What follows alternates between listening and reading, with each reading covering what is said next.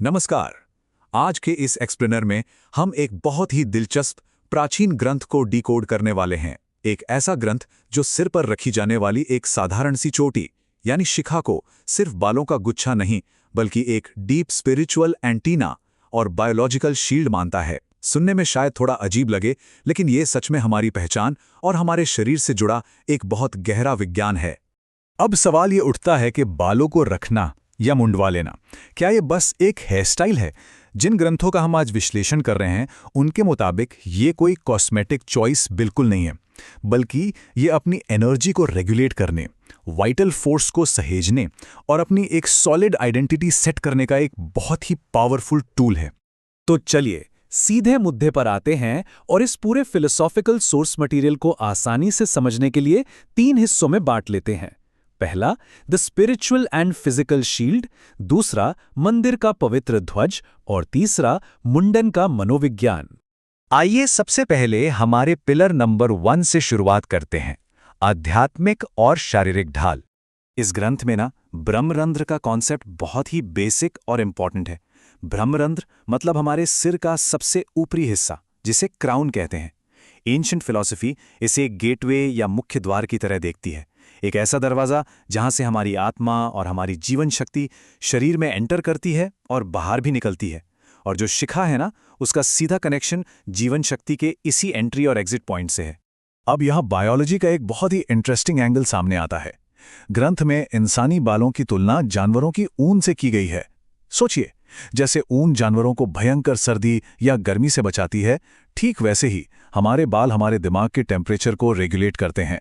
हमारे सिर की नसें बहुत डेलिकेट होती हैं ना, तो बाल एक नेचुरल शील्ड बन जाते हैं जो एक्सट्रीम हीट या कोल्ड को सीधे दिमाग तक पहुंचने से रोकते हैं। इससे हमारी वाइटल एनर्जी बचती है, सेंसेस पर कंट्रोल बढ़ता है और अल्टीमेटली ये एक लंबी उम्र को प्रमोट करता है। और ये बात बहुत ही शानदार तरीके से इस कंट्रास्ट को इलस्ट्रेट करती है कि प्राचीन मान्यताओं में बालों को रखने और कटवाने को कैसे देखा जाता था। एक तरफ ग्रंथ कहता है कि बालों को रखने से उम्र लंबी होती है, वाइटल एनर्जी बचती है और मेंटल पीस मिलता है, लेकिन दूसरी तरफ बार बार मुंडन करवाने से क्या होता है? ये हमारी सांसारिक वासनाओं को एक्साइट कर सकता है। हिस्टोरिकली देखा जाए तो कैदियों का मुंडन करना सबसे बड़ी सजा होती थी। ऐसा इसलिए किया जाता था ताकि उनका फिजिकल और मेंटल रेजिस्टेंस टूट जाए, वो हिम्मत हार जाए और अपना जुर्म जल्दी कबूल कर लें। चलिए अब शिफ्ट होते हैं हमारे दूसरे पिलर की तरफ, मंदिर का पवित्र ध्वज। यहां आकर फोकस बायोलॉजिकल शील्ड से हटकर हमारी कल्चरल और साइकोलॉजिकल आइडेंटिटी के मेटाफर पर आ जाता है। सोर्स मटेरियल में एक बहुत ही पावरफुल लाइन यूज हुई है, देहो देवालयः प्रोक्तः। इसका मतलब है शरीर को एक मंदिर कहा गया है। ये विचार स्थापित करता है कि इंसान का शरीर कोई साधारण ढांचा नहीं है, बल्कि इसमें डिवाइन सोल रहती है। अब अगर शरीर एक मंदिर है तो शिखा उस मंदिर के ऊपर लहराने वाला झंडा है। देखिए, जैसे किसी भी देश या संस्था को उसके झंडे से पहचाना जाता है, बिल्कुल वैसे ही शिखा हमारे माइंड के किंगडम का एक प्राउड बैनर है। अगर ये झंडा ही ना हो तो कैसे पता चलेगा कि कोई इंसान किस कल्चर या स्पिरिचुअल ग्रुप से जुड़ा है? ये हमारी पहचान और हमारी निष्ठा का एक बहुत बड़ा और क्लियर सिग्नल है। और इतिहास में इस झंडे को, इस पहचान को बचाने के जो एग्जाम्पल्स दिए गए हैं वो वाकई हैरान करने वाले हैं। छत्रपति शिवाजी जैसे शूरवीरों ने इसी सिंबल की रक्षा के लिए अपनी जान की बाजी लगा दी। ग्रंथ में एक बहुत ही मार्मिक जिक्र है एक पोलिश महिला और बच्चे का, जिन्होंने विदेशी सैनिकों से अपने नेशनल फ्लैग को बचाते हुए अपनी जान दे दी थी। महाभारत के 16 साल के युवा अभिमन्यु ने इसी पहचान से बैटल ग्राउंड में असीम ताकत खींची थी। और महारानी द्रौपदी ने भी अन्याय के खिलाफ वॉरियर स्पिरिट को जिंदा रखने के लिए पूरे 13 साल तक अपने बाल खोले रखे थे।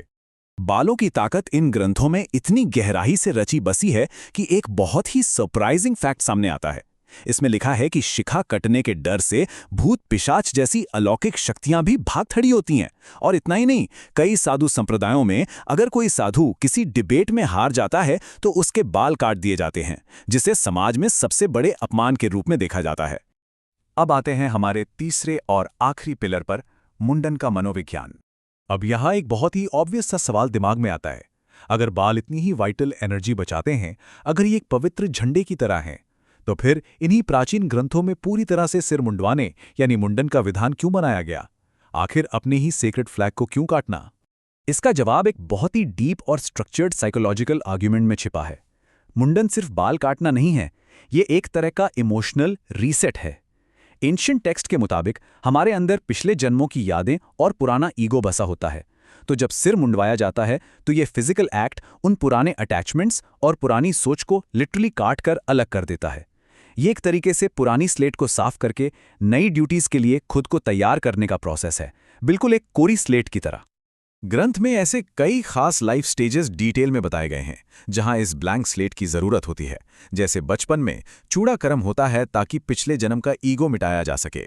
एजुकेशन शुरू करते वक्त यज्ञोपवीत के टाइम मुंडन होता है ताकि इंसान अपने स्वार्थी विचारों को छोड़कर बड़े ह्यूमन आइडियल्स को अपना सके। जब किसी करीबी का निधन होता है तब मुंडन इसलिए होता है ताकि उस खोए हुए इंसान से जुड़े भयंकर दुख और अटैचमेंट को तोड़ा जा सके। इसी तरह वैधव्य में इसे पुराने सपनों को खत्म करके एक नए सिरे से खुद को बनाने के लिए अपनाया जाता था। लॉजिक सीधा सा है, फिजिकल बैरियर हटेगा तभी तो दिमाग नई इंस्पिरेशंस को रिसीव कर पाएगा। तो इस सबका सबसे क्रूशियल पॉइंट ये है कि ये ग्रंथ एक बहुत ही ब्रॉड एंथ्रोपोलॉजिकल थ्योरी हमारे सामने रखता है।